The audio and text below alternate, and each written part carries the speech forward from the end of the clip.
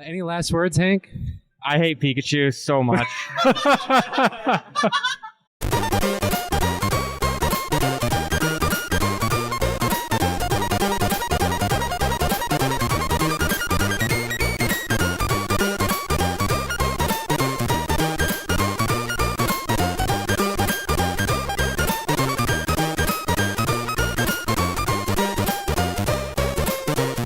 What's your name and what's your tag? My name's Henry and my tag's Hank. I'm from KC. That's where I got started. I live in Columbia now, though. I stayed there after college to work. How's the Columbia Melee scene? It's dying. All the good old players, like Shinobi and AWOL and Sinister, they kind of stopped playing and like moved away from the game. And then there's like a couple more, like there's new players. We got Fess, but he's also working now, so he's not really playing. And we got Vigilance, who moved from KC. We've got like 10 people maybe, but like it's not many, and I don't think we'd get a 10-person weekly. It's pretty dead, I'd say. For years, so when I first joined the Springfield scene, our weeklies were like 8 to 10 people. Right now, we've been hyped just because we have like 13. Wow. So it's, but we're really happy with the turnout today. So why did you get into Melee, and how did you get into Melee? Well, my friend, it's a long story, but my junior or senior year of high school, we had like finals, and we were able to, someone brought in their Wii with Brawl on it. And I hadn't played Brawl in like 5 or 6 years at that point, and they brought it in and we'd play that. And my strategy at the time was pick Lucas and up B into people. I loved Lucas and Brawl, dude. Yeah, dude, the multi-hit of the up B was so satisfying. But eventually my friend found PM. Yeah, I think he saw it on 4chan. And it's a beautiful place to discover PM. He discovered PM on 4chan, and I'm just like, and he showed it to me, and I'm like, I don't know, dude, Brawl's kind of nice. And eventually I went over to it, and KC only had PM event. Like, KC wasn't hosting when I first started, and after about like a year of playing, like 8 or 9 months, I went to like an event. I did very well for my first event, but I'd been playing for 8 months. But and it was PM only. There was no Melee. Melee was dead in Kansas City. Yeah. And like maybe like a year after that, or like maybe like 6 months after that, they started hosting Melee as a side event. And I was like kind of pissed because whenever I played on a laptop, and I thought I couldn't tell the difference between the lag, Like when you start, you never know the difference. Like it's the same thing. And I was flubbing so much stuff going from PM to Melee and from laptop to like CRT for either of them. Melee was just making me really angry because I was like, this game doesn't make sense. Like I'm flubbing too much. Quick note, these mics kind of suck, so just make sure to hold it pretty close up. Okay. That's good. So you were saying KC for a while, Melee was basically a side event. What was the state of the KC scene when you left to go to Columbia? Like, how would you describe the activity of the scene? When I left, it was doing really well, because that was like, beginning of 2016, pretty much, like end of 2015, 2016, so I was like peak Melee, kind of, like beginning of peak Melee. We're peaking again, I guess, but it was like, Guard Knight was on the come up, Reesh was like becoming top 3, Dan was still around, Bobby was like just become, like top 2 in the state. Like the scene was looking pretty strong. Same for Columbia. Like I came in and there was like Shinobi was still playing, AWOL was playing, Sinister was playing. There was like Nasty Nard. He used to be relatively a lot better than he is now. That's fair. I think both scenes have definitely shrunk a bit. I mean, I haven't like checked out the KC scene recently. Like I haven't been to any tournaments. I hear they're doing pretty well since they have multiple weeklies, and I think they're all getting like multiple weeklies. Yeah, nice. Must be nice. Yeah, I think they might have 3 actually, because I think there's like a separation between a tournament that requires vaccination and one that doesn't. I'm not sure because I at first I just heard about the non-vaccinated requirement one, and I was just like, I don't really want to like mess with that because St. Louis was requiring like vaccination and masks, and the level of competition. Like there's so many people in St. Louis who are like around the same level that I started going to that. But that was like now, so that wasn't really back then. So how did you do in bracket today? Terrible. I would like to say that I underperformed the most out of anyone here. I just made that up, but well, how did you go 0-2 or something? No, I made it out of pools, but you did better than me, bro. Bro, all right. But how many hours did you put in? All right, I don't want to ask that question. Oh, for like practicing? It's a practice, yeah. So I will say I was a little disappointed in myself. So leading up to this tournament 2 weeks ago, I was practicing every single day for like at least an hour. This past week, my dumbass discovered the roguelike Hades. Yeah. And I Dude, played... everyone's finding that like... It's because they put it on Game Pass. Oh. And it had kind of been on my radar, but I didn't really have a reason to play it. And I played so much Hades this week. My fucking thumb hurts. I put like 4 or 5 hours of Hades a day. So like, I was upset with how I played, but I was also like, well, I didn't stay sharp, so, you know, whatever. Yeah, you can't be too disappointed with it. I thought going into this that I wasn't going to care about like how I performed because I figured I was just going to perform at my level, but I feel like I didn't. And so I'm pretty Did you put in a lot of practice beforehand? Yeah, honestly, not the past like day or two, but like I've been grinding a lot because even though Shinobi is retired, I live with him now, like starting like last month, so I get to practice against him a lot, which is super cool. That's what's depressing is like I need so I want to play him every day, right? But I also have work, and so I need to practice and play him because if I just play him every day, he'll still get better faster than I am. And my goal is to like catch up with him. Because he has that great foundation, like... Yeah, it's so frustrating sometimes, but I appreciate that it actually exists. Like, I know Springfield kind of struggles. You got Gaz. We've got Gaz, we've got Flower Dog, and, you know... But I will say, well, I think Springfield is as competitive as it's ever been. As far as, like, our lower mid players, and Mark agrees. Like, Mario, for example, Guat, really, really great player, always on the come-up, like... I think brackets used to be pretty quiet. Like, it would just be like everyone would kind of eliminate each other. Things would play out how they usually do. And then it'd be Gaz Flower Dog Grand Finals. But things have been kind of shaken up a little bit. What are your goals in Melee? You've been talking about playing Shinobi. You're disappointed in how you placed today. I mean, the first goal would be best in the state. But I think, so right now there's Travis, and there's Swaglord, and there's Fess. But Fess is arguably not playing much. It's debatable because he's a wiener. And he likes to, like... you know, show up when you don't expect him to get you with that puff bullshit, which he does. And he's very good, of course, but no credit given. I love saying that. But, like, you know, it's like, and the thing, I don't know, I'm not talking about KC, because KC seems to, like, kind of brand themselves as Kansas, so that, because Kansas is, like, they're, like, so far to the east, I guess, usually, it feels like, but that they could almost be considered part of Missouri when they come to KC tournaments. Right. It's easier just to, like, it feels better, I guess, for a lot of people to have two separate PRs and be like, I'm on this PR and stuff like that. So I don't know how, like, a KC plus STL PR would look, but basically right now it feels like the top 10 in the state would just be, like, STL plus me and Sam, like, Fess. And STL's super competitive right now. It's in the same state that you were talking about. Like, Travis and Swaglord are, like, better than everyone. But, like, and Tom is, like, kind of better than everyone, like he used to be, like, Liberate. But everyone else, like, 3 through 10 is, like, super close. Like, everyone's trading sets all the time. Like, remember Danny was, like, the one, like, Bagels was the 1 seed for a tournament, and then he got, like, 13th or something. Really? Yeah, like, it was terrible. But then he like won the week before, I think, was why he was the first seed. That's pretty sick. Yeah, no, it's super cool. That's why I like going to St. Louis, because there's so many people I can lose to. That's really good practice, which is kind of why I thought I would do decent here today, because I've gotten pretty good at like making decent runs through losers to box. Like, and I just got stopped by a Pikachu. Did you lose to Ramen Noodles? Dude, I lost to him too, bro. He's good. No. Slow down there, sir. He plays Pikachu, and he's very consistent because he also has practiced a lot, and I have respect for that practice, but I don't respect his play style at all. What about it? He camps the corner, and he will mix up between wave dash, like dash forward, wave dash back, or dash forward and air, and like that's it. And the fact that I lost to it depresses me. Dude, I mean, you're probably much better than me. I mean, not probably. You are much better than me. So I wasn't able to notice it was happening till like game 2. But I was just like, why won't he approach me? Like, why won't he? He's just running away. But what I also noticed was like, I was just getting tricked so much by the spacing. And I just felt dumb afterward. And like, I was just like upset. And I was like, man, like, fuck, dude. Why didn't I just like, I don't know. It was a tough loss for me too. Like, so there's a guy named Mook, or he used to be Pizza in St. Louis, and he plays Zelda. And, I mean, he doesn't play as lame as Rama because he actually will approach every now and then. I definitely thought I had enough practice in, like, being lame, you know, quote-unquote lame against low tiers and forcing them to approach you and, like, not even outplaying them, just, like, forcing them to use their limited options in a way that, like, it just sucks for them. I thought I was getting pretty good at that, but I guess not. It was still super close, and he got a really clutch Gimp. So you're feeling pretty down about it?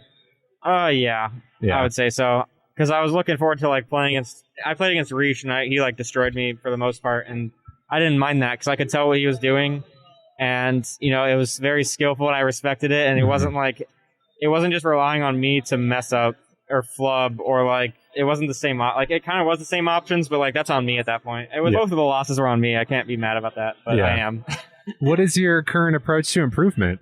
So since I picked up the frame 1, well, you mean like mentality wise, or like either one, or whatever way you want to answer that question. Well, mentality wise, it's been a decent shift. It's been a slow one in the process. It's taken me 7 years, but I'm slowly moving towards the less results oriented improvement. Like I know that if I play, like for example, I know that if I play the way I played at the end of the set versus Riche from the beginning, that set probably goes to game 5 and then I lose because he's still a better player. It would be a lot closer and I would have a chance to win versus like no chance. And of course that's like still telling myself that my results would improve in the future, so it's still kind of results based, but like I can't not be results based. You can't just be like some Zen guy just trying your hardest. Who won? I have no idea. I want to go back and watch that because I was curious, because Schnurb also beat Rama earlier today. Oh, cool. So I think he might have been the only Fox who Bobby also beat him. Yeah. Okay. That said, gave me anxiety. Yeah, I was like, dude, I don't know if I'm ever going to see Bobby at a tournament again. Like, I feel like that, speaking of mentality, that's like there's two things. Like when you encounter something that's like that frustrating or like that breaking to your ego, you either face it and you like work harder to fix it, or you just quit and you don't come back. Either way, you have this like mentality where you're like, I'm not going to lose to him again. But either you get out of it by not playing him ever again, or you come back with like the actual like effort that you like. Because I know that I've heard that Bobby hasn't been playing as much recently. Yeah, that was kind of what I had assumed, but I didn't know for sure. That's definitely what I heard from Vigilance, but he moved out a few months ago, but they were living together for a while. Oh, okay. Like several years. So we got some mood lighting over there for these last couple sets. I don't know if I like it. No, yeah, I'm glad I came to this, though. I was kind of worried. I mean, if I get COVID, then I'll be... I was kind of worried just because Springfield and stuff, and there's a long drive, but I wanted to come to it. But yeah, I'm glad I came. And it's a really well-ran event, too. Man, we were just talking about how well things were run. Good work, dude. We went to Oklahoma in time skip, and the first emotion everyone had was just being back. And I think everyone had that same emotion here. People just wanted a really fun regional tournament, and I'm really happy that people liked it. The only big issue was just setups and having Rama Man noodles. There was another Rama noodle. Yeah, it was Noodle Man Rama or something. Yeah, it was weird. I was trying to see both of them. The biggest setbacks, well, not setbacks, but the biggest things I can work on was just getting more setups that aren't frozen, more setups that are just more consistent and multi-mod and stuff. We probably could have prepared a little better with our setups, but I thought everything was run really, really well. Pools was smooth as butter. I mean, we could do 30-20. I can talk to 7 real quick. We kind of already announced, so. You got second in amateur? Hey, hell yeah, that's sick. But I'm really happy. Dude, I wish I could have played. Any last words, Hank? I hate Pikachu so much. Low tiers are miserable. Just last Thursday, I was playing against this guy called New Guy. Jack is a homie, but he's another one of those cheesy-ass mid-tier players. I've been losing to a lot of mid-tiers recently. I'm really fucking tired of it. I should just pick up Sheik, obviously, but yeah, no, I don't know.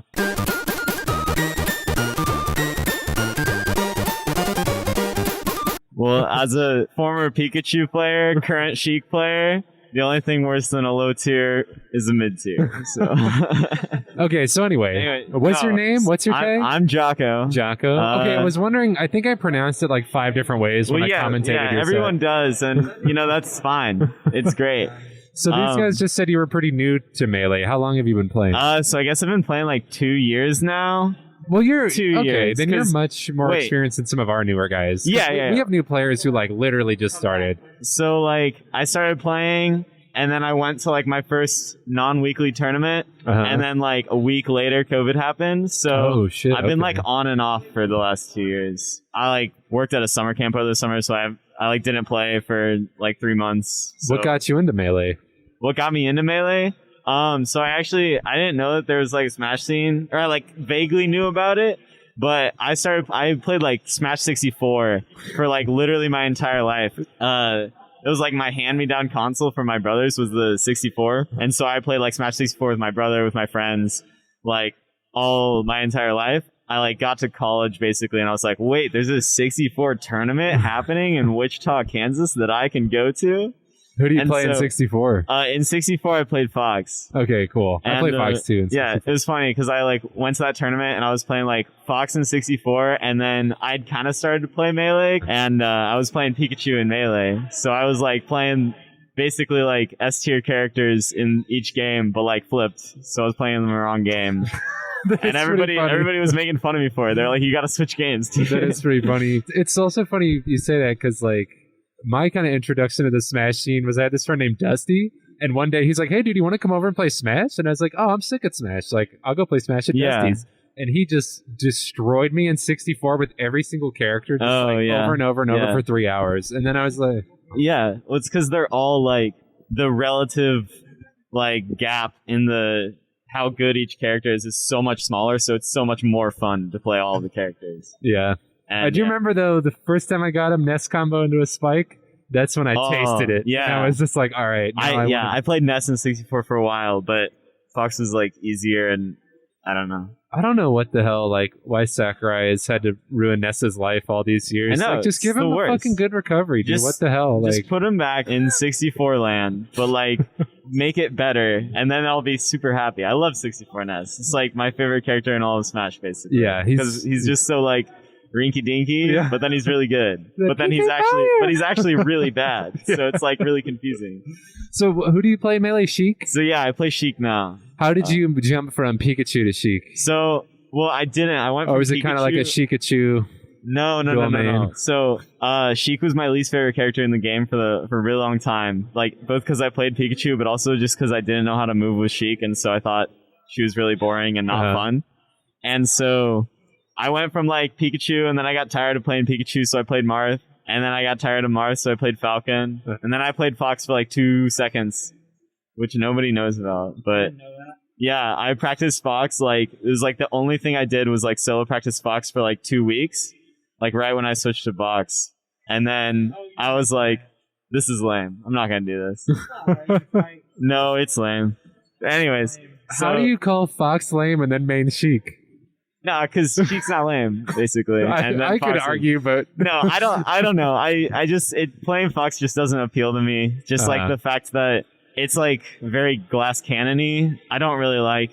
I really enjoy like. I just don't really like the 100% or nothing kind of play style, and I'm sure I'll get over that at some point and then switch to Fox.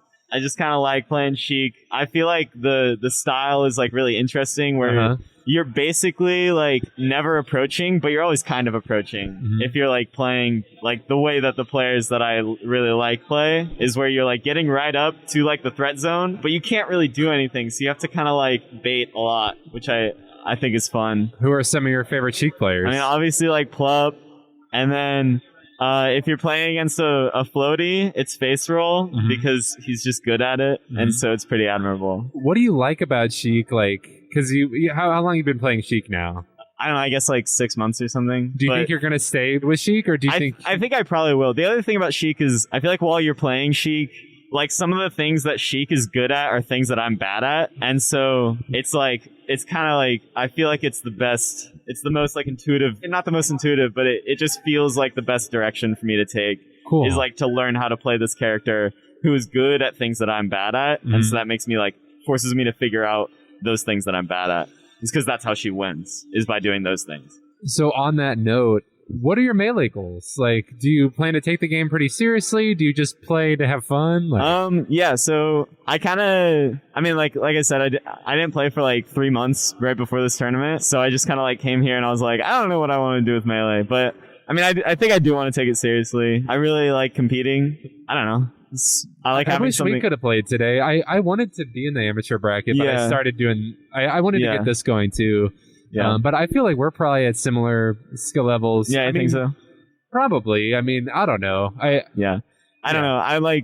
I still see myself as being like really bad, which is true. I mean, obviously, like in the grand scheme, it's obviously true. I don't know.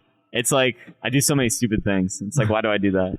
I feel you where it's like, I know the dumb things I'm doing, but I'm still having a hard time like ironing them out and like stopping doing them. I don't know. Like, Yeah, but what's your approach to practice and your approach to improvement? It's been like a while since I actually practiced just because like I stopped playing over the summer. But usually I'll do like, I have like a whole like list of things.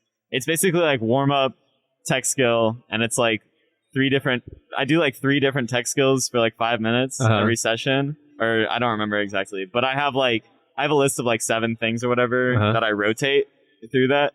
And so I practice like something a little bit different every day, or I'll do it like 2 days. Usually I'll do it like 2 days in a row so that I can like see if I improved or not or whatever. And then I'll like rotate or whatever. I don't know. What's like one of the things? I mean, just like straight up, just like shuffle aerials. Oh, okay. Yeah. Cool. So just like shuffle aerials, like dashing out of crouch, and like, it's like tech skill and then movement and then reaction tech chasing. And then I have like an open time for like things that I need to work on. Usually it's just like doing extra practice of one of the first things. How did you feel that your tournament went today? I mean, I think it went really well, especially because I haven't been playing. But I also, at the same time, I don't really feel like it's a mark of my improvement or anything. So, you know. How did you do in the main bracket? In the main bracket, I think I went 2-2, which is like... Me too. See? I think we're like same level. There we go. But yeah, I went like 2-2, which was like pretty good, I guess, for me. And then I got like 3rd in the amateur bracket, which was really fun. That's awesome. And, who'd you play in amateur? I don't know, a bunch of random people. I lost against Oob or Ebe. Oob. Yeah. I lost against Oob twice, which was like... So you play Falco? Yeah. So I played against that guy. And he was really fun to play against, but it was like really frustrating because I like almost clutched it out, and then so... I kind of have a mental block with Falco right now. I don't mean to complain about Falco because I play Marth. Yeah. I don't think I have anything to complain about. I've just had like a mental block against the character lately, and I get tilted really easily. And like that used to never happen to me. And so lately, like when I lose game 1 to Falco and then game 2, I'm already like getting lasers in my face. I just like start to shut down. Yeah. So I'm like, no, I got to get over this. Like, yeah, I like did manage to get over my mental block of Falco. Like, it's not like I'm any better against him, but it's like a way less frustrating matchup because I like. What did you do? What did you do to basically? Kind of get over it? So I mean, I hate that I have to say this, but Schnurb was just like take laser, and then I was like, oh okay, I guess I'll take laser now. And so then I started taking laser, and I was playing Falcon at the time, so I would just like take laser and then dash back, and I was just like, oh, the laser just like it doesn't really matter that much, honestly. As long as you're not in the air, it doesn't really matter. Yeah. Like, it does, obviously, but it doesn't really matter. So I just thought of, like, take laser, dash back, and then just, like, if they're doing, like, laser, aerial, then obviously you just, like, punish the aerial. Because once you, like, start taking the laser and dashing back, you're basically just playing normal neutral. Right. And they're just doing a normal shuffle aerial at you, is kind of how I think about it. Yeah. No, that's a sick... I've been trying to do the same thing. What starts to happen to me, though, is then I get in this mode where I'm like, I'm sick of the lasers. And I try to power shield one. Yeah. And I get stuck in my shield like a dumbass. And then it gets bad. No, something I do, like, whenever I'm getting frustrated with lasers, I just stand there. Like, if they're just doing, like, short hop lasers in place, I'll just stand there and take, like, 4 of them. It just like gets back into my brain that they don't matter, and then they'll stop lasering in place because they're like, oh, I'm not getting anything because they're not trying to run at me. So that's like another thing, and that's another reason I switched to Sheik is because I hated Falco so much. And then when I learned how to take laser with Falcon, I like looked at Sheik and I was like, oh well, Sheik can do like F tilt, just like take laser F tilt if you're in like the right spot, and then you're just your money, you got him. Dude, hearing you look me in the eye. You have very bright eyes. You're very good speaker. Well, I have the light. You do have the light. I don't know. I think you just kind of helped me get over it a little bit. I knew what I needed to do, but like it feels nice just hearing a player like again around my skill level saying it. Because it's like, okay, this guy gets it. Like, and that's the thing is like I'm still really bad at the game, and so like it just puts everything in perspective. That it doesn't matter. I did hear like the lasers just don't matter. Like the lasers don't matter so much inside of the game that also doesn't matter really. But it's like I still like we're getting a little existential. But the game does matter. But like the more that I like go through life, I realize that the game doesn't matter as much as I used to think it did. Even if it's my main, even like when it's my main focus, it's like it's not my whole life. Even if I was playing it 8 hours a day, well, then it might be a little different. I still have to like cook food and eat it and then like sleep and stuff. So it's like the laser doesn't matter so much inside of like so many other things about the game. So it's like I feel like I'm way more chill when I think about the game now, which is like really good. I did hear you beat my boy Pugs, plays Ganon. Oh yeah. Do you remember anything Yeah, I from beat that him. set? I beat him in main bracket, and then I beat him in amateurs. Both brackets? Yeah. Oh man, my man. Shout out So- to Mark, my boy. Yeah. He's pretty nice. Yeah, so, Mark's really yeah. awesome. Yeah. Did you play Lauren in amateur? The Yoshi No, I player? did not. Oh, okay. Oh, I played a Yoshi in main bracket and I lost, but I think they made top 16. So maybe they didn't, but maybe that they was did. Lauren. What do they look like? Short glasses. No, this is No? a different Yoshi player. Really? Yeah, this one was tall with Oh. no glasses, Well, but I lost to them. guess there's a Yoshi I don't know. Well, is there anything else on your mind? I don't know. What do you want the people of my small YouTube channel to know? Oh, the people of your small YouTube channel.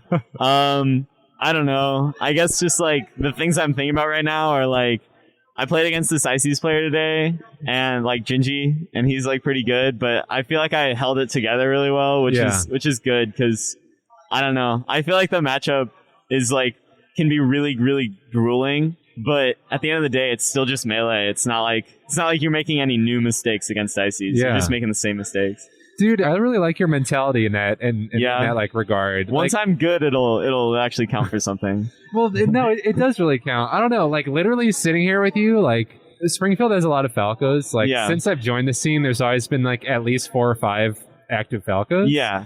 And when I was first in the scene, it never really bothered me. Like, it was, like, fun to play against Falco. Yeah. Like, I don't like lately. I was kind of talking with Zamu about this. I was like, I don't like that my mentality's so bad. Like, that's not me. Like, that's not who I want to be. Yeah. I don't know. Talking to you has really, like, helped me kind of get over that, yeah. So thank you. So I feel good that I held it together during that and didn't get frustrated at all. But again, those are just friendly, so it actually didn't matter. And then I played against this... I feel like for people our level, there's so much like complaining and there's so much like just complete bullshit. Yeah. And it's just like, I feel like people really have to get past that. Cause like once I did, or like I haven't completely, don't get me wrong. Ganon is a piece of shit. You don't like Ganon? No, I hate Ganon. But it's like, I played against this Puff today and I just like did the things that I wanted to do. And I felt really good about that and I won. And it was like, Sheik Puff is like hard, but I don't know. It's like at our level, the matchup doesn't matter very much at all. Like it matters in some ways, but like how bad the matchup is doesn't really matter. So it's like once you figure it out and you can like execute on those things, even just a little bit. Yeah, one of my favorite quotes about talking about matchups at the low level is like, I've always been told, it's like, oh man, Sheik Jigs, it's so bad for Sheik. And I'm playing Puff right now, and I'm like, okay, cool, so I should win this. And I try to think about it, I'm like, wait, what about it is bad for Sheik exactly? Like, I don't remember why Jigs is supposed to beat Sheik. And it's like, definitely listening to these top players about how matchups work, it definitely gets in lower like level players' heads about like how stuff should happen. Yeah. And they don't actually, like, the pro players are not very good at explaining why things are like that, because they have this like nebulous feeling about all the interactions they have. Also, like, all the content you watch and listen to about that is all like, it's people arguing like tier lists or like which character is better. And so people would be like, oh, well, Falcon's better than Sheik because on average the matchup spread is better because Sheik is really bad against Puff and ICs. Right. And like, but then Falcon like still does pretty okay against like both the Spaceys, even though Falcon's like a pretty bad matchup, but like it's not as bad as like Sheik Jigs. But that's all the content that you watch, and you don't watch like a 3-hour seminar about the intricacies of Sheik Jigs because those don't exist because nobody wants to watch that. But yeah, I don't know. I just feel like the matchup just doesn't matter really. Like playing the matchup obviously matters, but like how bad it is doesn't matter at this point for me. Yeah. So I'm really happy that I kind of kept that in mind today. Hell yeah, dude. Yeah. And then as for like a message to the small YouTube channel, stop complaining because you're losing friends actively. So stop complaining. Pikachu sucks so much though. Okay, you don't understand. Okay. As a former Pikachu player, Pikachu does suck because the character doesn't make sense. Well, thank you, Jaco. Yeah. I think I'm going to go watch the rest of the sets, honestly. Yeah. They look pretty exciting. It sounds pretty fun. I think I'm leaving, but if I... Oh, cool. Well, drive safe, you guys. Yeah, okay. Drive safe. Thanks for coming. Yeah, thanks for talking.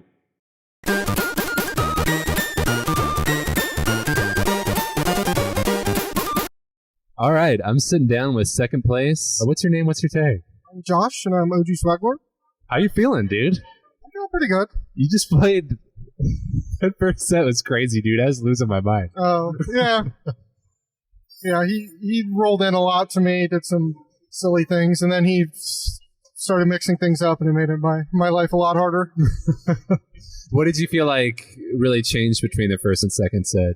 His roll habits, pretty much. Yeah. He started rolling away, which I could punish, and then reset neutral, and then in the first set he was just rolling in all the time, and I just got to free up smashes 20% into bad position on him, so probably the biggest difference. How did you feel about your bracket going up to grand finals? Were you happy with how you played today? Did you feel like you kind of scraped by? I wasn't expecting to do that well since I haven't been playing as much, so I'm pleasantly surprised with how I did. I do feel that my neutral is getting better and better as time goes on, but my punish game, since I don't like solo practice or want to spend time, is pretty hurting. Yeah. What are your melee goals right now? I don't know. There aren't really any goals. Not really any goals? I just came to this because my internet's been out. So this is Zamu. I would not have been upset if I lost 6-0. And that's in Fox Dittos, but it's just I lost this first set because I got outplayed. And true. Dude, your punish game was too bad for me to have lost the set for any other reason. But yeah, that was fun.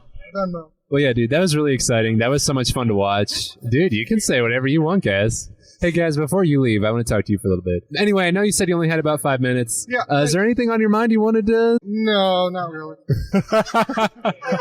Hey, well, thanks, dude. You played amazing. No problem, dude. Thanks.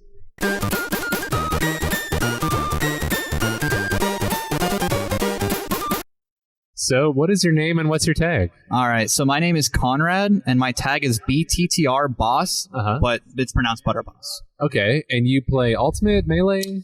So I play Ultimate predominantly. I play Melee here and there, just on Slippy. I gotta say, I love your shirt. Oh yeah, I like the contrast here. We got the swim trunks, and we got the Halloween where'd shirt. you get those swim trunks? Walmart? Yeah. Yo, those are looking pretty fresh. So I heard you'd wanted to be interviewed to talk about your experience today. Okay. So walk me through it. So I went 0-2 3 times today. Oh no. So I've never performed super well in bracket. I mostly host events, right? So you host your own events? Yeah. Okay. That's how I got into hosting, was competition, actually. Yeah, no, having gone out and losing this much makes me want to kind of step away from hosting as much and compete more, because it's never fun losing. It's I'll sit here and I'm like, I'm fine, but it sucks. What was the first game you went 0-2 in? Ultimate bracket, definitely. Ultimate? Who'd you play? Yeah. I went Ike. I'm mostly Ike, but I'm learning a bunch of new things right now. And so approaching how I wanted to play with Ike right now, I felt frustrated doing that because I know what I want to do now, but I'm playing how I've been playing. And so I was just kind of I'm going to play someone that I know. I ended up playing Wolf later on because I was like, okay, well, he just has better frame data. I'll be able to just kind of autopilot a bit better, I think. So who'd you lose to in winners? America. I lost America in winners, and then I went against Kritika, I think is pretty much that's how you pronounce it. He plays Steve, which is interesting. He plays who? Steve. Okay. Yeah. And it's definitely not a matchup I'm used to, but So then you hop over to Melee. Yep, I hopped over to Melee. That one I didn't. It's funny because Ultimate was the side bracket, right? Yeah. But I showed up mostly for the Ultimate bracket and played Melee as the side bracket. But no, I went 0-2 in that. I did take one game, I think. Yeah. That was it. Who do you play in Melee? I played Pugs, and then I played Moose in the main bracket. Okay. What character do you play? So in Melee, I don't have a set main right now in Melee, because like I said, I play Slippy mostly, and I just mess around with it. It's between Marth and Fox mostly, I think. And I've kind of played Jigglypuff a bit since I've understand crouch canceling and stuff like that. But And then you went into the amateur bracket? Yep. And then you 0-2'd there? Who did you play there? Honestly, amateur bracket was kind of a fever dream to me because I was just kind of not focused. Oh gosh, who did I play though? I don't actually remember who I played. That's okay. Yeah. And so, are you feeling sad? Are you feeling frustrated? Like I said, I'm not necessarily upset about it, but it's never fun to lose that much. I think it's very motivating, is what I would say. I'm motivated to play more because I lost so much. Yeah. How long have you been playing Smash? Ooh. I picked up Smash actually in the first week of Brawl, which is funny. Okay, cool. And I played it casually, and then in high school, there was it all starts with Smash Club. It always starts with Smash Club. But no, I went into high school, and freshman year, immediately hopped into Smash 4. Still haven't even really learned the game at that point. I was just mashing, having fun with it. But sophomore year to senior year, I ended up being president of Game Clash, the club nice. for it. Yeah, and that's how I kind of got into TOing, was just hosting events constantly. I was like, oh, I've been doing this. I'm out of high school now. I'm going to do this. But I didn't learn the game until like 6 months after Ultimate came out, which is funny. Okay. Like, I didn't know the difference between a tilt attack or a smash attack at that point. I just knew buttons did things. Yeah. I was like, I can do this. So you said, going 0-2 in all these games, it makes you want to be better. What are your goals in Smash? Is Ultimate your main game? Yeah, Ultimate is my main focus. So Definitely. what's the path forward? Because I'll tell you what, dude. I try not to talk about myself too much on these because I want to highlight the people. That's definitely but fair. I will say, something I've been going through a lot lately is I've been taking the game more seriously than I have before. Yes. And I've kind of like you, kind of had a passing love for Smash for a very long time. And now that I'm taking the game more seriously, I've been taking my losses pretty hard. So how are you feeling? Like, what's your path to improvement? I think the number one thing is just commitment, being more involved with the game, and like actually like being more involved with being serious about it. Because I've definitely been competing, like I said, since high school. So losing, I've definitely gone through the phase of just being frustrated, mad. But now I do understand that it is a learning process, and that like when I take a loss, I shouldn't take it too hard. I guess like hard enough to focus on what I lost or whatever like I did wrong. But yeah. I have a few things going forward in Ultimate that I want to focus on, like my own, like, bad habits. Just talking to various Springfield people, which I love Springfield scene. It's so. Do you really? Yeah. What do you like about it? I haven't been in Springfield forever, but I've been like coming here since like 2019. Honestly, the amount the top players or like the good people here are willing to like hang out with people or just like play games with people that aren't exactly in that skill level. And honestly, how welcoming everyone is here, just period. I know that's something that everyone's just kind of like, everyone's like super welcoming. But, even like my own personal experience, like hospitality, people housing me or just people inviting me to things or like, Discord, like very big things, especially during quarantine, right? I'm super connected to Springfield now just because everyone is so nice and like welcoming. Well, I think we've kind of, I'm not super into like the Ultimate side of things, but it like bleeds over into both. And I think like just because we've had such a small scene for so long. I mean, we have spiking periods where we have more people and less people. It's just like so many of us are just like great friends. Like Seven, I'm older than Seven, but I literally like look up to him. Like I think he's so cool. He's like a Renaissance man. He just can do anything. And like I think we've all just built really solid friendships and like respect for one another. And like when a new person comes in or when someone visits, we just want them to be like, like you're already family. Just hang out, like have fun. Yeah. But anyway, so you said there's a few things you're going to focus on for Ultimate. Yeah. What are those things? So I know like a really bad habit I have is I'll run away from a situation and like reset neutral, but I'll just be there with no pressure, no advantage, right? And they have all the time in the world to think about what they're going to do. And that's like just kind of like in-game thing. But going into like bracket, I would always kind of like focus on the overall win, right? But going into it now, I'm focusing on those individual interactions and winning those interactions and what I can do or why something's happening and what I can do about that instead of just like going in and being like, can my character do, I guess. Yeah. What can Ike do? So Ike is such a hunk, dude. I kind of got a crush on him. Oh, Ike's a fun character. He's really fundamentals based. So in early percentage, you're safe or like your ideal options, right? Are probably like baiting for down tilt, following up off that, or like landing in nair, following up off that also, or a grab, right? Yeah. And those are clearly the ideal. And if you can't get the ideal ones, you go with whatever you can, which is just kind of like fallback fair, stuff like that. Mid percent, I'm realizing that I'm grabbing too much. Okay. And if I do grab, my grabs are wasted. I'm just like throwing them wherever I think I should be, where I probably should be throwing them in the air, seeing what their like air disadvantage is, and try to get a feel for where and when they double jump out. Exactly, yeah. Something that Flower Dog always says here is he says one of the ways he distinguishes between a noob and someone who's not is like how often you're trying to read someone's double jump. Even just like the grab situations, outside of that, I'm trying to focus on like what other people's options, like panic options, stuff like that. But those aren't things I were focusing on before. Is Ultimate ever daunting because there are so many characters? We need to play as Steve today, bro. Yeah, I've never played Minecraft in my life. Like, I don't even know what that shit is. Yeah, definitely is a bigger curve, I think, because there are so many characters, and that means there's so many more interactions that you have to deal with. And that's something I realized last night, because I spent a lot of time just kind of learning more about the game, And I think that may have been like a part of like the bracket today. I was just focused so much on just like retaining all this information. Definitely dawned on me last night. I was like, oh crap. Now that I'm learning these interactions, I have 80 plus interactions to learn, or characters with multiple interactions that I have to learn. So, yeah. Well, how are you going to go, or like what's the next event you're going to? Unknown right now, honestly. Because I live like hour and a half away. Hour 15, hour and a half away. I live like down by like Lake of the Ozarks, stuff like that. And I think that's kind of the biggest challenge right now is figuring out how to consistently play Smash offline. That's a big deal. I mean, you know, we have bi-weeklies here. Oh, yeah. But they're on Thursdays. So like if you work, it could be tough to get there. But you're always welcome here every week. Yeah. Or every 2 weeks. Yeah.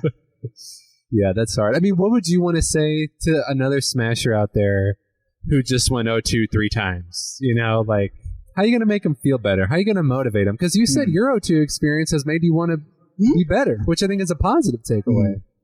Something that I would say, definitely focus on that frustration from losing so you can, you know, like, be motivated to want to improve, I guess. But don't beat yourself up to the point that you want to quit the game. Yes. Yeah. And also have fun. I'd much rather see someone having fun with the game and doing poorly than someone that's doing really well and just hates himself. I heard something pretty enlightening, and I don't know how much time you have or we're Sean. I think it was Toph, the Melee player. And Toph. He said something that really opened my eyes, where he said, mentality is something you have to work on just as much as your gameplay. Like, because if you don't, you get better at playing, you might do well, and also be like pissed at the end of the day. Exactly. That's a failure on your mentality. And like that was really eye-opening for me. Especially being a laid-back person, like getting frustrated is like even worse, I feel like. Because you're like, like you were saying, this isn't me. I never get frustrated. Yeah, exactly. So it's like a foreign emotion. I don't know. Exactly. No, I understand. Yeah. Well, what else is on your mind from today? Main thing, honestly, I just need to play more, get better. That's the biggest thing that's in my mind. You know, a big thing too that I keep in mind is like, and I didn't do this today, and I felt pretty lost in my sets, but like, I try to just pick one thing per tournament that I'm going to do. You know, someone, the person that's been helping me, they actually brought something up. When you're going into a match, each game, focus on one new thing and just like focus on that thing. Like, for example, like in a shield situation, I guess, right? Like, just try a different option and just see what works, doesn't. What else do you want to talk about? Dude, I love your glasses. Oh, thank you. Honestly, yeah, no, it's funny because like when I chose you out, my mom comes with me, right? Yeah, it's very funny because I don't have my license, right? And it's really funny because Smash, and like I said, like getting over the hurdle of not being able to travel here all the time makes me just want to get my license that much more, which is kind of funny. Is there anyone in your area you could carpool with? We do carpool here and there, actually. Okay, yeah, cool. we definitely do. I should still be playing more, I guess, because when we carpool, like I say, like it's probably like once every like 4 months. So it's really not that consistent. Yeah, we got to get you at more events somehow. Oh yeah. I plan on figuring that out. Yeah. I definitely do. Oh, one thing I do want to say: support Seven and all of his content. And dude, events. I will double that statement. Seven is my hero.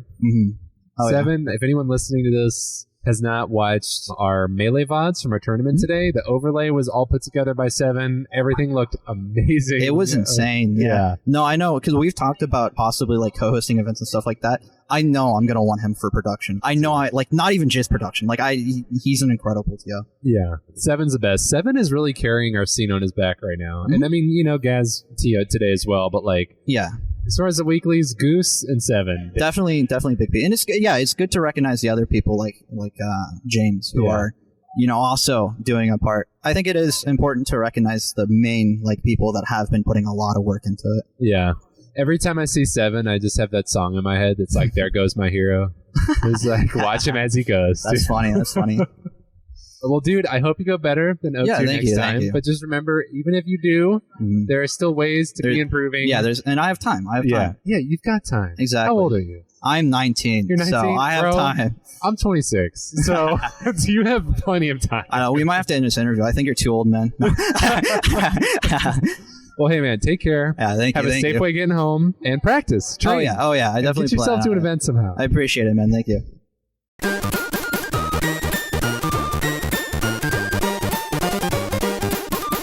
All right, I'm sitting down with Gaz, the fan favorite interview guest, here at the end of Sunshine. How you feeling, dude? Well, first off, just want to say to everyone, if I could have entered, I would have entered. I ran the event so great, and the number one thing I wanted was to get people out of here quick and just make sure that it was fast and quick fun event. And I know if I would have competed, we probably would have ended around the same time, but it would have been an hour and a half more. So yeah. And I know that for like I was feeling good in friendlies whenever I did to play 2 or 3, but like I know that like it was the right move, especially because I'm literally going to be playing for 3 days straight in September. So I'm glad I took the day off. I'm glad I ran this event. I was sad you didn't enter just because I wanted to see you play all these foxes who were here. I wanted to see you play Zamu. I wanted to see you play Swaglord or whatever. You would not want to see me play Zamu. Well, I just wanted to see you play everybody, but I understand. And I'm more upset than anyone because like this is the biggest event Springfield's had in years, and I'm the person that's always wanted to play other people in the city. So just a sacrifice. My first tournament was a Springfield regional. I think it was 417. It was either 417 returns or was it Let's Go Springfield? I don't remember. I don't think you would have not came out that late, and maybe because you were on and off at the game. Yeah, I can't remember. Who knows? But I can go quick overview of the bracket. Yeah, I just want to say Gaz did run things very well. So we had pools. We had 4 pools, which literally ran like butter. Dude. Especially the second wave. So well. We got an entire amateur out. I don't know. People got games. People got sets, and plenty of friendlies. And then food, beer, everyone just had partied, had fun. And everyone just told me they want to go to the next one. So I did everything. I was able to... And I got some of the local players. Like, a lot of our like lower end local players didn't do like the best, but like they got their the regional tournament experience. They got their round robin. But then Max and Sped and Guat, all of our Falcos, they were the only 3 top Springfield players to enter. They all made it out. Max and Sped had a team kill each other. And Max, dude, I don't know. I think the Sunshine event, like Max, this could do because like, a regional's more, so like even if it is just a Springfield win, Max beating Sped in a regional is a little bit of more extra points for him. I'm thinking Max rank 4 or 5 this season. Thinking 3 or 4, man. Yeah. Like it honestly depends on the last week. Like, if he does good, like if he gets another 3rd place and beats Cole and them, like for sure 3rd. Yeah. No, I was really excited to see Max today. Today was just a really fun event. I still wish some more Springfield people could have made it out. Yeah, there's always going to be. At first, I felt pretty bad about my performance, and then I saw Ramen Noodles just beat like fucking everybody here in the losers bracket, and then I felt a little less bad about it. Yeah, because I was like, you were like I noticed like, of course you're going to be mad if you lose, like duh, like even if it was just like someone good, but like I like looked at him. I didn't look at him. Like I looked at you and I was like, dude, he's like pretty good.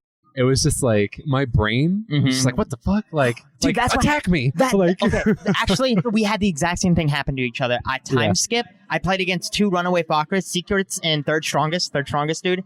And like, they just ran away. And I was like, why am I going for, like, I would like dash dance camp. He would just start lasering me. And I'm like, I would take 20 damage. I'm like, you'll come eventually. Yeah.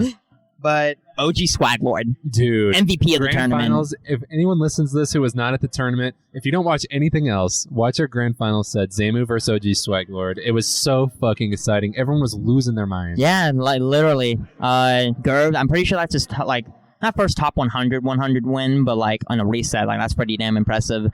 Gerb has always been a fundamentally sound. Like he's like what Zamu said. Like he literally told him, I really think you could like be a top 50 player in this game. And he said, you already had the hard genius part out of the way. So he really commends, like, Gerb's just, like, breaking down of the neutral and just simply, like, executing and, knowing, like, the ins and outs of, like, someone. But then it's just the thousands of hours more that you had to put in. But that is really cool coming from Zamu, because one thing him and I talked about earlier for, like, a long time was just how much he loves the Fox Ditto. He said it's his favorite matchup in the game. He thinks it's his best matchup.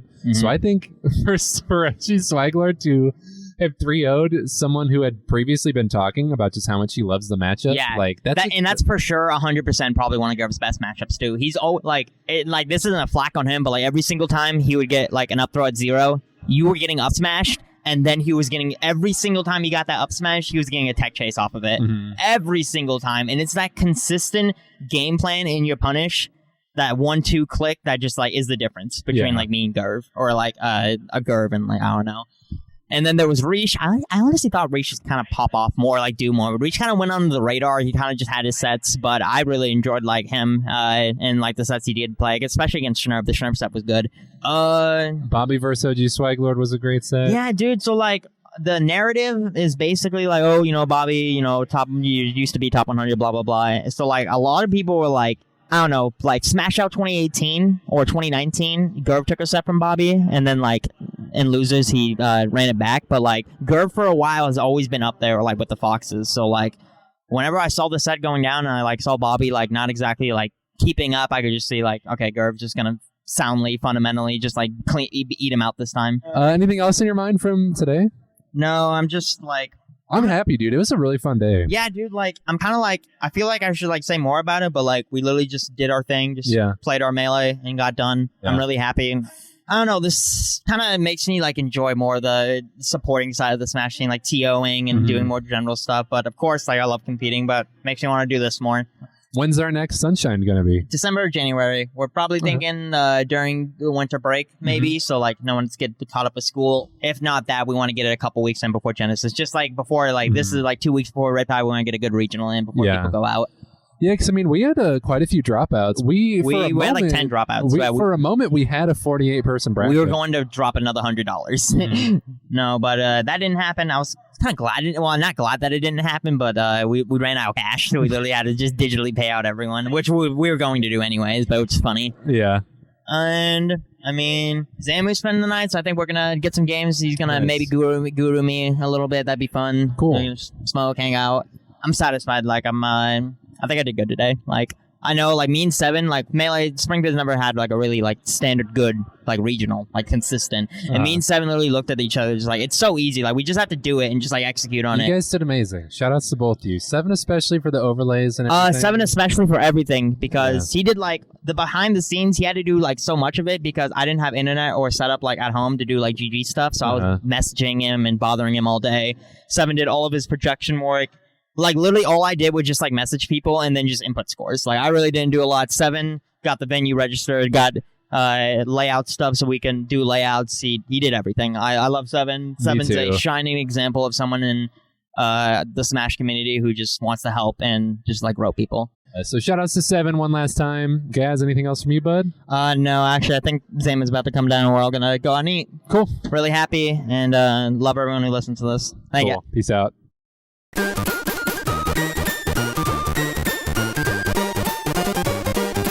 How's it going, man? How's your day been? Good. Yep, won doubles, fun. You did win doubles. Your teammate was Bobby Frizz. Yep. And how are you doing so far in singles? Good. Just beat Reach. Falcon's scary, but Fox Edgeguard's Falcon, so it's chill. Is this the first like post-COVID tournament you've been to, or have you been going to locals? I don't really have any locals near me, but I've gone to a decent amount of tournaments, driven really, really far. This has been the closest tournament to me that I've gone to so far. It's like 3.5 hours. But yeah, no, this is probably my like 6th or 7th tournament. And I was in your stream the other day. You've been sort of de-rusting for Riptide. How has your mindset been approaching that tournament? I haven't been practicing as much or as well as I'd like, but I'm just like looking forward to the first major back so much that it's like I could do terrible and I know I'm going to have a great time regardless, but I'd like to do well in the tournament. But yeah, I don't know. I think that I have some like issues in certain matchups, but like if I get a good bracket, I can do super well. So hopefully I get lucky. What matchups are you struggling with right now? I feel like it's really easy for me to lose to Falco right now. I was watching you play Falco on stream. That was most of the sets I caught. Yeah. Falco for sure, and then Falcon kind of. I don't know. I don't feel like I have a very good chance versus like any of the like top 50 Falcons. What do you think it is about that matchup that makes it tough for you? It's really easy to die versus Falcon, and oftentimes the way I win is by not letting my opponent kill me. I just like DI really well, do like, just like I don't die. But versus Falcon, that's not really as much of a factor. I think that's part of it. And then also just the way that like Fox and Falcon interact in neutral is kind of uncomfortable for me because it's not Fox Dittos, which is the only matchup that I'm comfortable in. Yeah, I watched your Fox Ditto on stream earlier, and one thing I really loved was like, every time you got a grab, you just really seem to go into like this awesome zone. Yeah, and that's how, so with Falco, I still feel like I can beat most Falcos, even though I don't feel very comfortable in the matchup, because it's like, when I'm hitting a Falco, it's like a slightly harder to combo Fox, but also easier to edge guard. So that's like I feel like I can still do that versus Falco better than I can versus like Falcon. So there's actually so much I want to talk to you about. Let's table Fox for now. We're gonna get back to Fox. One of the first things I want to talk to you about is the Champaign scene, which is where you're from. Tell me a little bit about that scene, how you got involved in it, and just anything that comes to your mind and to your heart about Champaign. Yeah, so Champaign is where I'm originally from. Now I live in Arkansas, but Champaign's where I started playing Melee. University of Illinois has a great scene, and it's lasted for a really long time. It's also the home of the longest running tournament series ever, Show Me Your Moves, which wasn't the longest running tournament series until recently, I guess. According to a Melee stats person, there was some other series, but it stopped. Let's go Champaign. yeah, which is super cool. There's been so many different like eras of Champaign Smash, and it's kind of going into a new one right now with me leaving, Shabo leaving, PRZ kind of leaving, but it's like still gonna be sick with Tio's, Killblue, and then a bunch of other people. But basically, when I started 7 years ago, I think my first tournament might have been in 2015. I think I started playing Melee 2014 or maybe earlier.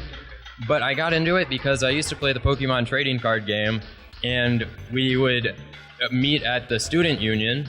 And one night there was not the Smash Club or anything. It was called like Social Gamers Club, and they had a Brawl Minus setup.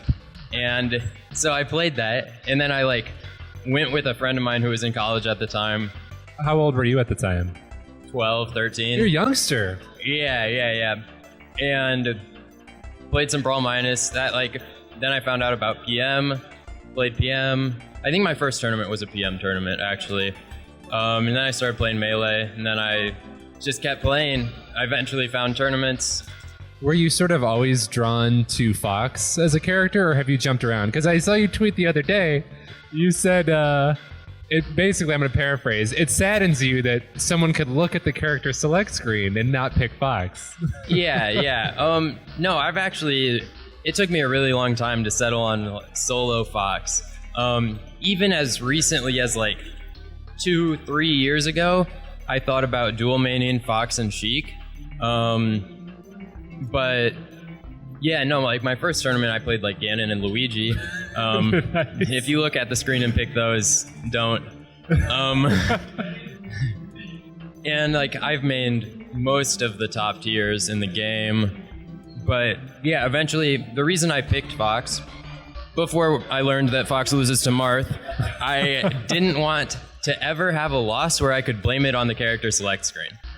So I picked Fox, best character in the game, probably still the best character in the game, and you can't really blame the character for your loss, and I never wanted to be able to do that.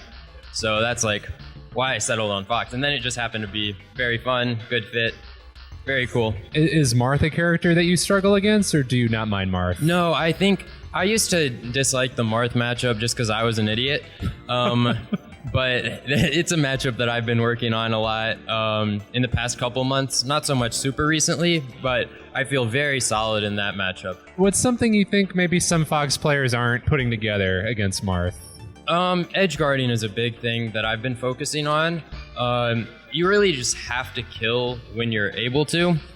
And so like hitting the drop down shines from the ledge and like timing your invincibility, stuff like that is just super key. And then the other part is understanding kind of like Marth's ground mix-ups with down tilt, and like how you can interact with that in positive ways. And then like I think a huge thing is crouch canceling down tilts and fairs.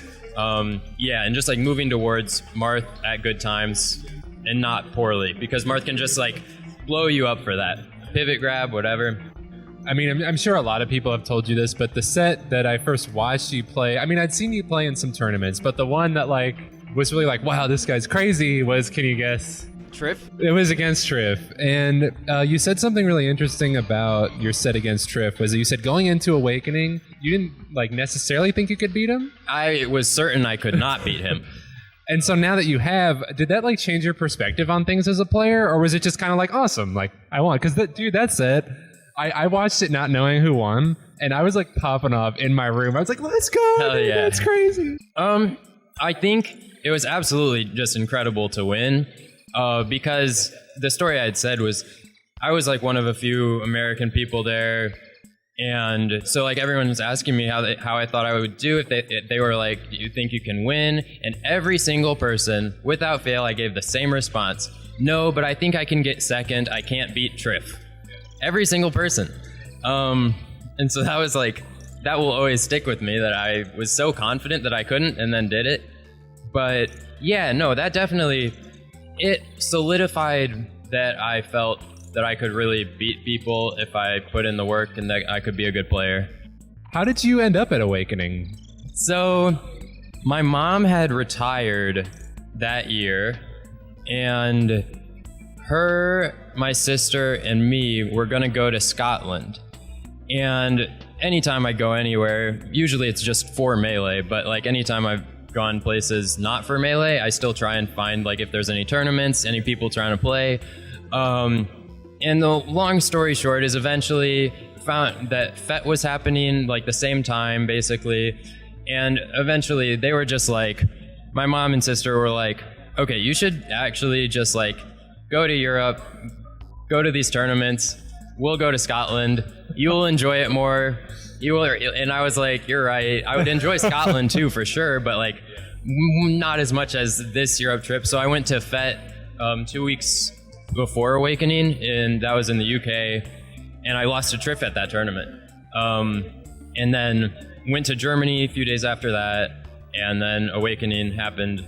And yeah, so that's why I was there, because my mom retired and got like a retirement bonus thing, and so she was going to use that for a trip, and then I ended up doing a much sicker trip, for me at least. That's so amazing that like kind of because of just some outside circumstance you just ended up at that tournament. Yeah, and you won, dude. That's so cool. It was super cool. Well, so you've beaten Triff. Was Triff ranked like 12 at the time? Yeah, he was ranked 12 on that summer top 50 ranking. So where would you say moving forward, and I kind of want to bounce back to Champagne, but we'll get back to it. What are your Melee goals right now? I'm not certain, really. Because I gotta say a quick thing. So many amazing young Fox players. I see them rise and then they disappear. And like, I get so excited to watch them play and like to watch them just take names. And like, what's in your future? Are you gonna disappear? Are you here to stay? Like, we'll see.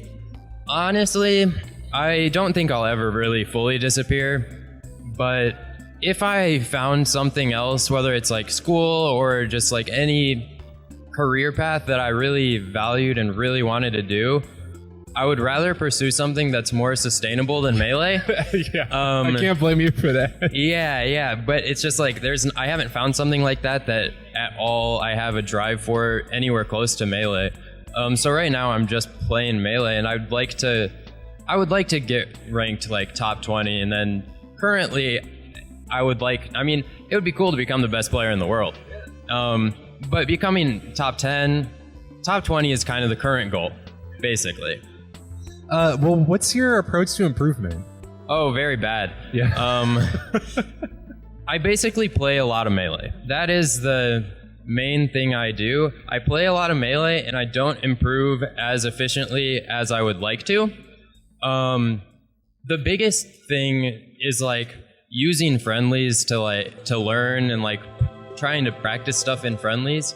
But I'll do analysis very sparsely, which Shavo has like been a huge help with. And then I'm getting Drug Fox lessons right now again, and I got them in the past, and that helped a lot. I actually, between FET and Awakening, I had a Drug Fox lesson where we watched my set with Triff from FET. So was Drug Fox the secret sauce? Yeah, he might have been. He definitely, yeah. What is it about analysis? Is it like you see a bad habit, or do you pick like one thing to work on? Like something Gaz and I talk a lot about is like when I get down on myself for losing, he's like, next tournament, just pick one thing. Like focus on that one thing. So like, is there anything like that you kind of got going on? Is it more holistic? Like you look at everything? It depends, but usually it's more looking at everything and then kind of picking out some stuff from that. But really, I do it so inefficiently. I still learn a lot from analysis for sure, but I don't learn it in a way that I can really apply to improvement. Like, it's rare for me to be like, okay, this is a very exact thing for me to practice, which BttrFox has been helpful with, because that was in my first lesson back, because I've done 2 since stopping a year ago. And like the first thing I said was like, I really need to have concrete things to work on, because I'm very bad at figuring that out. And then solo practicing them. But it's just, I don't do these at the correct rates, I feel, for improvement, but still just like playing a lot of Melee and having a decent framework to think about it is key, I guess. Is there anything right now that's like at the forefront of your brain, like this is the thing I want to focus on, or like? Right now I'm kind of focusing on and wanting to focus on the Falco matchup and like playing good Melee and like good mix-ups in the matchup. I feel like I am just so much better at the Fox. I feel like I am a like very solid player in that matchup, and I just do not feel the same way about other characters. Yeah. But I would like to get there, especially versus Falco. I think it's just a very, very cool matchup. Yeah. And so like that also is including some practicing like my execution with like dash out of laser, because you can't really play the matchup until you can do the things your brain wants to do. Yeah. So that's been key.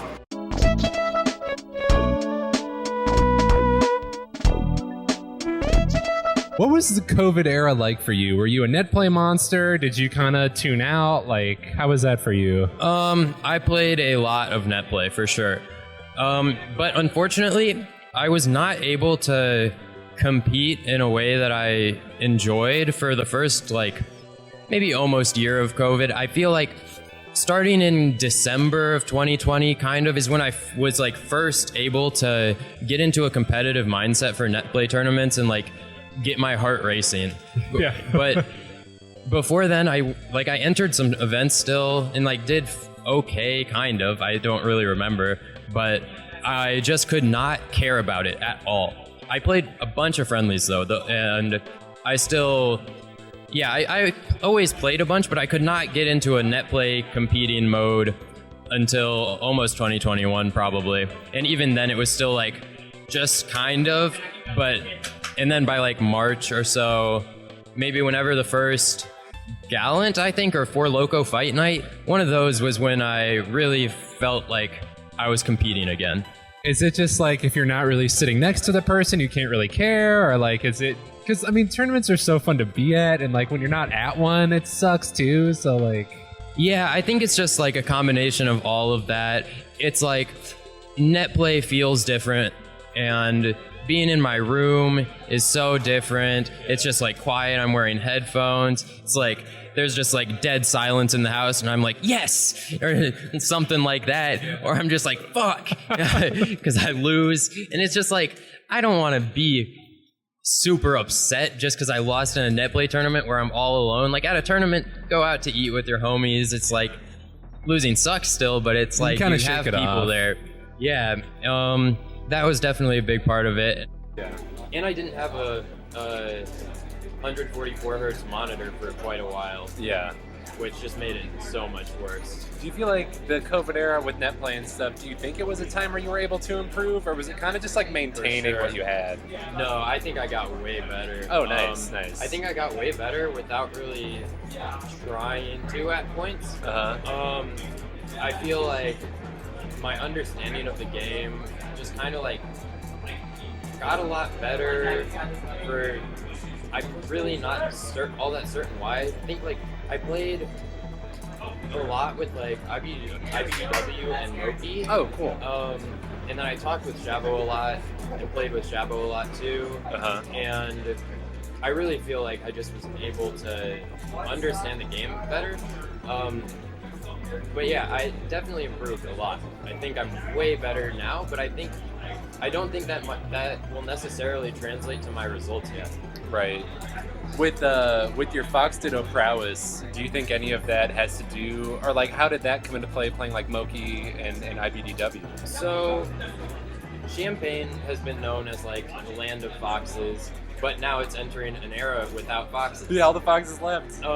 But my whole time playing Melee, I've always played Fox Dittos. Have to be by far my most played matchup. Jabo is like my biggest mentor and like training partner ever, and we talk about all matchups and stuff. But like when we play, we're playing Fox Dittos. Yeah. And so it's just like so much of my time in Melee, and I also love it. Fox Dittos are by far my favorite matchup. Yeah. And so then I've always had a better understanding of the matchup, and then playing really good foxes, Moki, IBDW,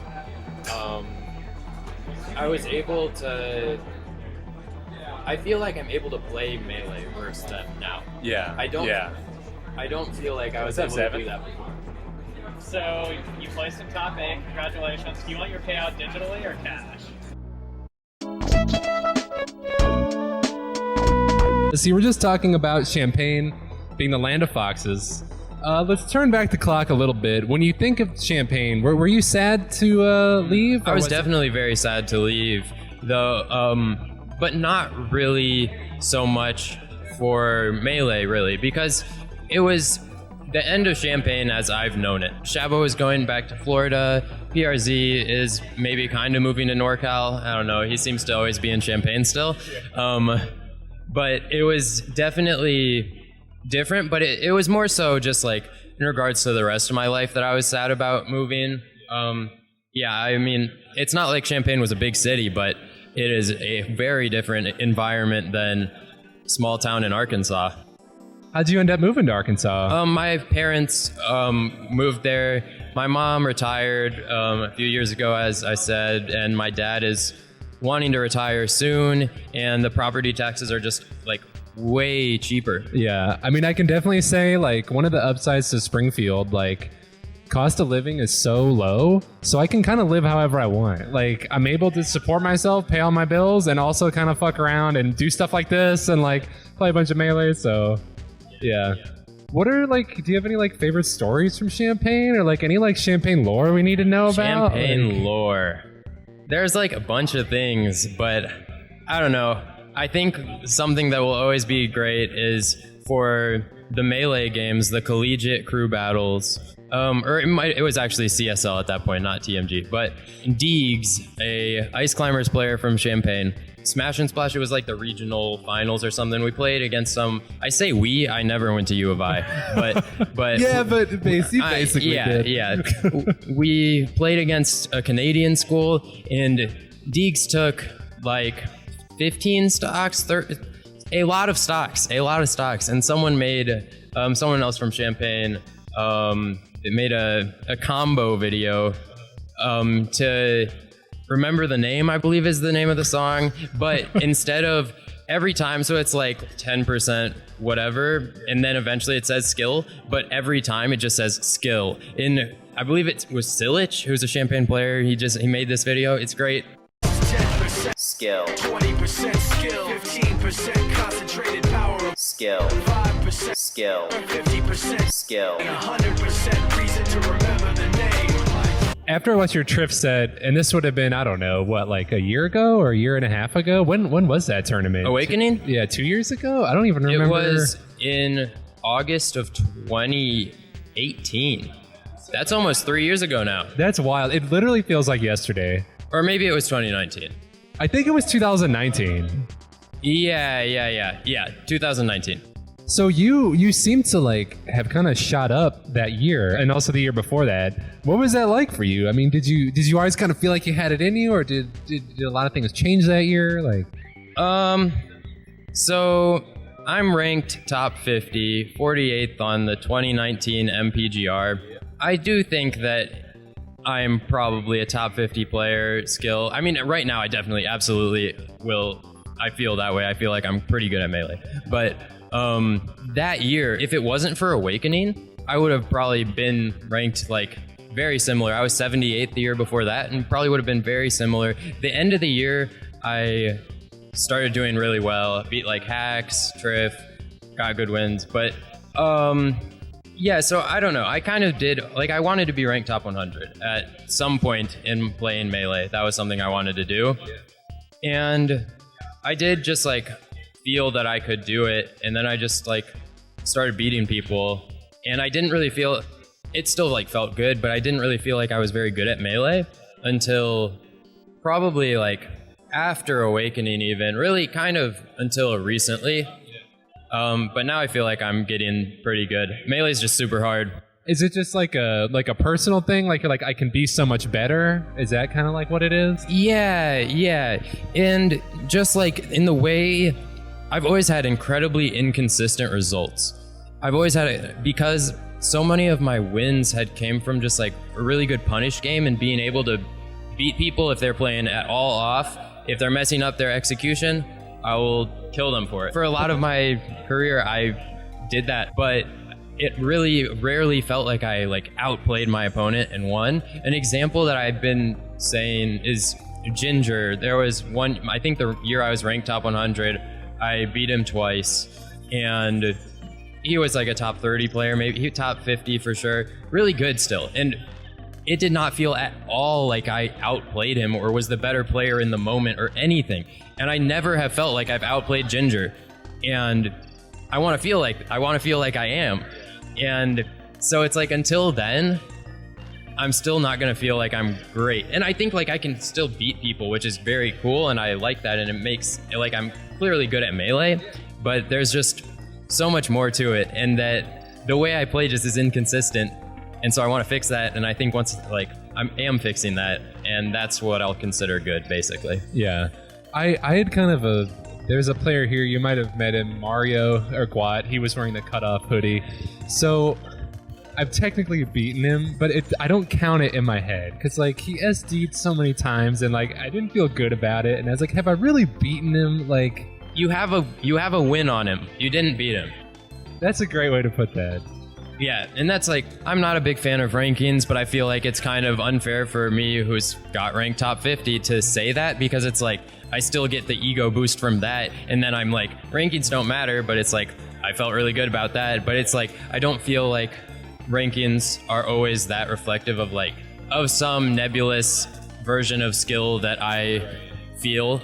It really is like, I mean, it's not like just a number, but it also is. I mean, yeah, it's based off of wins, not based off of beating and outplaying people, which is important, and it's still a very important thing, and it's matters, kind of, but it's just not what I value right now. So kind of pivoting off of rankings a little bit, what do you like about Melee? Like, why have you played it for so long? Like, you've been playing since you were 12 years old or whatever. Like, having played competitively since you were 12, you've literally grown up with the game in like a kind of a unique way. So what keeps you playing? What do you like about it? I don't know. There's just nothing else that feels anywhere as good as Melee. There's just like nothing else, no other games, no, not really. There's just like nothing that I've found that I enjoy anywhere as much as Melee. I really have grown up playing Melee. It's the people I've been friends with. Like, it's just been what I've done. And I feel like I play it somewhat, I don't want to say out of obligation, but it's kind of out of obligation due to the fact that there's nothing else that I want to do. If I want there to be something else I want to do, but until then, I'm just going to play Melee. Yeah.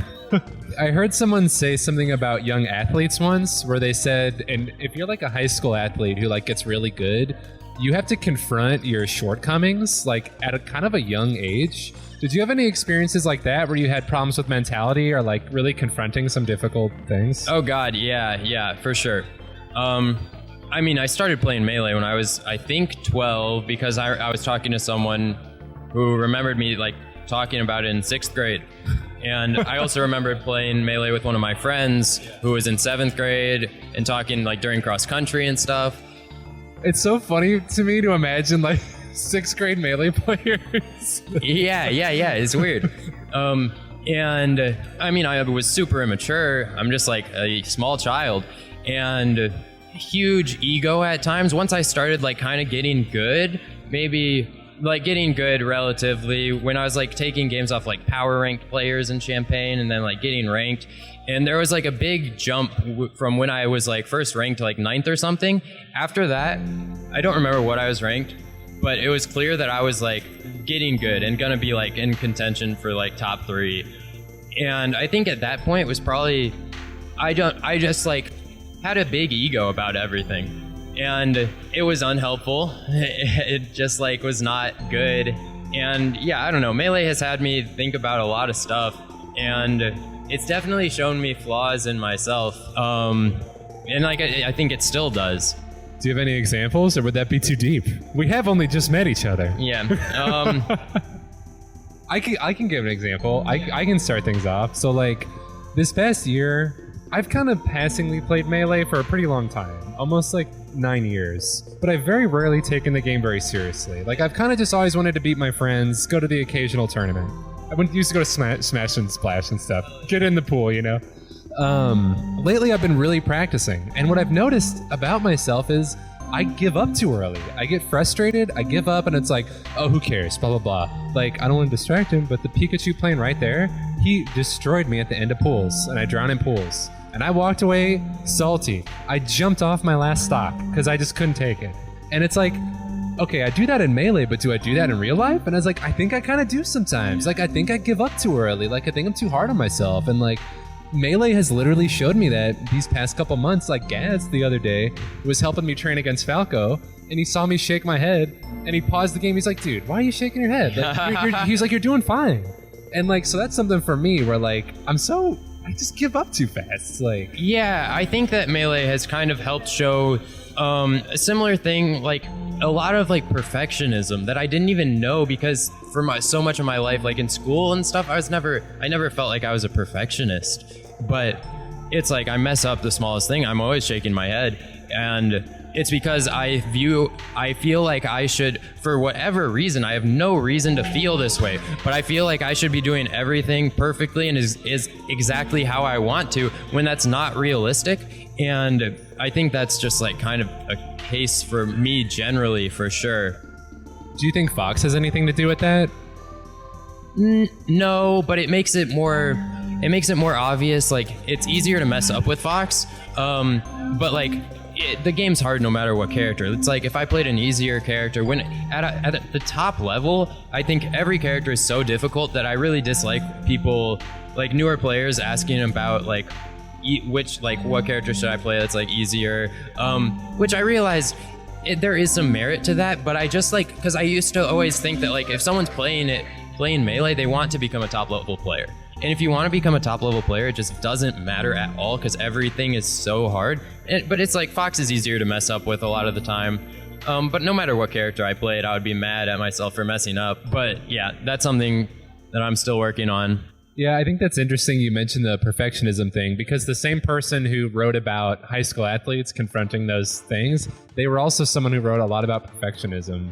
But so now that you are a top 50 player, is that something that's on your mind even more, or do you think it's kind of like less? Like, they're like, oh, okay, I know where I stand. Like, I just want to do my best. Or like, let's say you do poorly at Riptide. Like, do you think you'll be like sad, or do you not get sad? Oh, I get sad. I get so sad. I want to quit Melee so often. Yeah, so actually, going back to just like mentality stuff that I struggled with real quick. I used to smoke a lot of weed at tournaments before bracket, and I didn't really get sad because I was just like apathetic towards the loss, because it's like, I don't care. I just didn't really care, and it was not good for my improvement, and it like didn't really have any benefits for Melee, but I wasn't as sad after losing. Yeah. It has a way of dulling the pain a little bit. Yeah, exactly. But it's not healthy or sustainable if you want to like really break to the next level in Melee, I think, is at least how it feels for me. For me, there's like no way for me to, if I had continued doing that at the same rate and way, I would just never have been able to get as good as I am now. But yeah, no, I get super sad when I lose, and I think it is about that, because it's like, if I played perfectly, I probably wouldn't have lost. And it's so easy to devalue your opponent's skill, because my mind will automatically phrase my loss much more often as like, I lost because I made mistakes rather than like I lost because my opponent punished my mistakes, or I lost because my opponent outplayed me. God, I've thought that so few times, except for with Ginger. Ginger is like, I feel like he just outplays me. And there's a lot of players like that. There's a few players like that. Who are some players that you really admire? Players that I really admire have to be like, so Ginger for sure, and then like Zane. That guy's just really, really good. Is it just Zane's skill you admire, or do you admire his mentality, approach to the game? All of it. His mentality seems very strong. He really is the golden boy. He's just so good, and it seems like he approaches the game really well. He plays the game so intelligently. Mango, of course. Leffen also, because Leffen, I remember doing some analysis of Leffen versus Sheik, and the main thing I determined was it's not worth watching Leffen versus Sheik because he's doing things that I will not be able to do. Like what? Like what? I don't fully remember because this was a while ago, and now I think maybe I could do some of the things, but he was just like so fast and so clean and doing just such hard stuff. But yeah, and then people like IBDW also. There's like basically most of like the top 20 players, and then people like Shabo as well, but for like different reasons. But yeah, I don't know. Ginger's someone I really look up to as a player. Yeah. What about Ginger specifically? The way he plays Melee is just so good, and it's just like he plays in a way that I would love to play, but as Fox, and he just like plays so honestly, it feels, and really has just such a deep understanding of the game and how the mix-ups work. I love his analysis. Yeah. Oh, his analysis is great. How the situations work, what to do, how to play them, and that's just like what I would like to be. But I also feel like I don't put in the work to be that, which is disheartening for sure. But we'll see. I don't know. I still feel like I have a lot of potential and I'm pretty good. Breaking into the top 20 is like a pretty ethereal concept because it's like there's so many great Melee players, but some of them can't seem to like make that jump. Like, do you know like what for you think will help you get there, or like? Yeah, unfortunately. I feel like I say unfortunately because it's really just doing the things that I've always known to do to improve. Solo practice, analysis, and focused friendlies, and really just like doing all of these things consistently, and it's just something I've never done. Somewhat recently, a month and a half ago, maybe 2 months ago, I practiced consistently for 2 weeks straight, and that's the longest I've ever consistently solo practiced.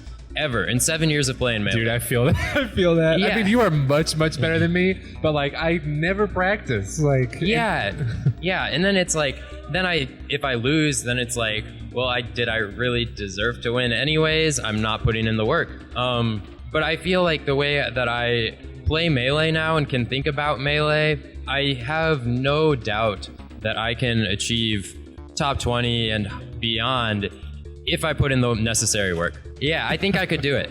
It just would be really hard, and maybe I'd need like some really good people to quit. But regardless, I think like top 5-ish is my real. That's like when I feel like people are just amazing at Melee. Those players are a whole different level. It's insane how being ranked top 100, the rank like lower ranks below top 50, even like some of top 50 too, but like the lower ranks are just like so much lower level than like top 5 players. It's insane. I said like the difference in skill between me and Armada is like greater still than like an O2, like a day 1 player and me. Really? Yeah, it's pretty comparable, but it's just like, that's like the analogy that I want to make, because I don't feel like people fully understand. Like, people say there's levels, and there are levels, but people do not seem to fully grasp what that really entails. So do you think, like, is there a tangible thing? I mean, I know you just mentioned how you would have to improve, which is really consistent practice, really consistent analysis. what are you trying to cultivate through that? Like a really solid B game to where you're never going to lose, like maybe a set you quote unquote shouldn't lose? Is it a deep understanding of mix-ups like Mango, a player like Mango? Like, both of those currently, like the biggest thing for me, so much of my time in Melee, I've really not valued consistency. I've just wanted to like kind of be able to be really good sometimes. But so when I say like becoming top 20, so much of that really is just going to be me not losing sets that I quote unquote shouldn't lose. Yeah, which is a dangerous like mindset to get into of like should and shouldn't. For sure. I mean, like I definitely still fall into that, and then it just like makes the loss so much more annoying and like hard to deal with when it's like, I lost, I should have lost. It's really that simple. If you lost, you should have lost. But yeah, so like upping my C game, B game, and just like consistency in tech and everything is just like really key to that. But that won't, getting better at my like raising my floor is not gonna raise my ceiling. It's not gonna mean I can play at a top 5 level. But the like really breaking into the next echelon for like my peaks is going to involve a lot more understanding of mix-ups and like my situational awareness, and then applying like really solid ideas in the situations and like really playing the mix-up game and at like good ranges and stuff like that, which I really feel like I kind of have broken into that next tier in Fox Dittos. I really feel like I'm a top 20 player in Fox Dittos. Like maybe even higher. My ego in Fox Dittos is huge. Well, you're probably going to be playing Bobby next, I think. Yeah. Which will be a Fox Ditto probably. For sure. And like I'm just really confident in that matchup. And I lost to Zuppy in an online tournament recently, and it definitely felt way worse than it would if I didn't feel like I was amazing at the Fox Ditto. Wait, is this grand finals? Are you in grands? No, winners finals. Winners finals, yeah. Wait, what was the question? Or what was the question? Something I don't know. But I was talking about how I think I'm really good at Fox Dittos. But just that I feel like I've broken into that next echelon of like understanding how they work.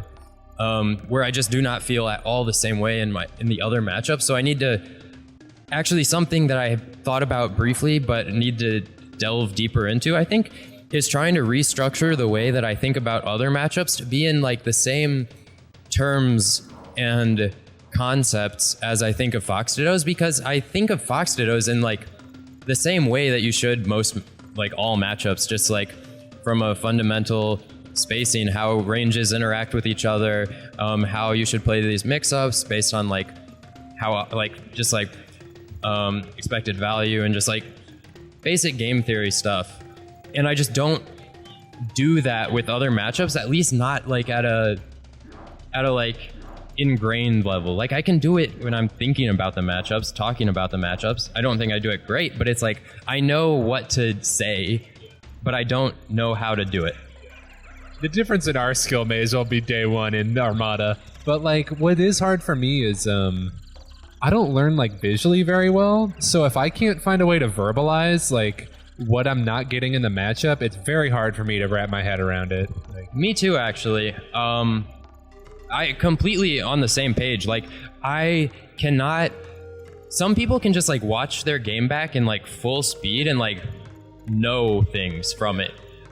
I am terrible at doing that, and it's something to work on for sure. But yeah, so when I do analysis, I really need to talk it through. And verbalizing it. What I find really, really helpful is writing. So sometimes I've written about just like various situations, and I'll just like write down what each person can do, like what's like good, what beats what, and like how the situation can play out. And that's really what helps me. I can't just like see the situation, like watch it, and like you only see one outcome, of course, but like, and then be like, oh, there are all of these other things that could be done. I can like kind of be like, oh, here's one thing that would have beaten the thing that did happen, but it's not like I can really fully form my understanding of the mix-ups visually. I think it was Gunther's.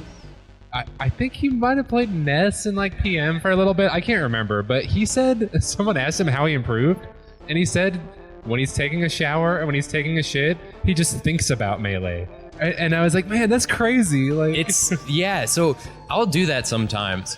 And basically when I talk about like writing, it's just thinking about it at like a much stronger level, because when I think about it, it's very verbally. I can't really think of in pictures or like visualize the situations at all.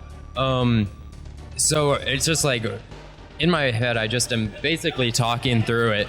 And then it doesn't stick with me anywhere as good as writing, which I don't do very often. I think if I start writing about Melee more, that would also be a great way for me to improve. Maybe you need, I read a really cool book recently called What I Talk About When I Talk About Running. And it's by this writer named Haruki Murakami. And he basically talks about how running every day and dedicating himself to it made him a much better writer. And maybe you just gotta have like a little Melee journal or something. I don't know. I think that would help me immensely.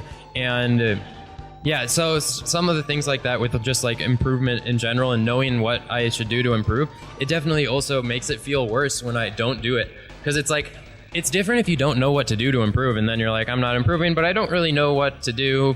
Whereas for me, I'll often feel like I'm not really improving and I know exactly what to do and then don't do it. And I think there's just that in my whole life, that's always been a case, whether it's like studying or whatever. It feels a lot worse when you know what to do and still don't do it.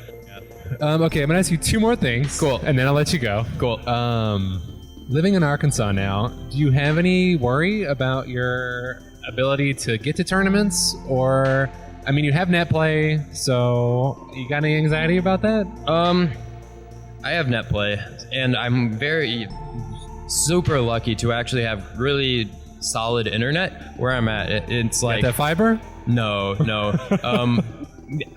Maybe some part of their like infrastructure for whatever this company is fiber, maybe. But no, not at least like to my house. But it's like better than what I had in Champaign even, and that just means that like makes it so that there's no reason that I can't just improve as well as I could anywhere else. Tournaments right now, because COVID is like quieting down and tournaments are coming back, I'm kind of going crazy and just driving really far. But I'm gonna stop doing that as much soon because it's not really sustainable. It's also expensive and it's just like tiring, exhausting. But it's just like I wanted to play in tournaments so bad. And so we'll see. But I'm planning on going to all the majors right now. After Genesis is really when I'll be like seeing what I'll really be doing. But until then, I'm just gonna go to everything. Just like flying to the majors, and I'll drive to stuff like this still, just not weekly or stuff like that. But yeah, I have access to netplay, and I can watch Melee, I can do analysis, do solo practice, play the matchups and everything. Cool. Yeah, cool. Super sick. Well, last thing I'll ask you is really just, is there anything on your mind you want to tell to the small amount of people who will watch this? Not really. I mean, I think I talked about a lot of stuff. It was fun. We talked about a lot of good stuff. How was your Sunshine experience? Oh, very good. It was super sick. Classic. It's such a classic tournament in the basement of a bowling alley. Like, it doesn't get more Melee than that.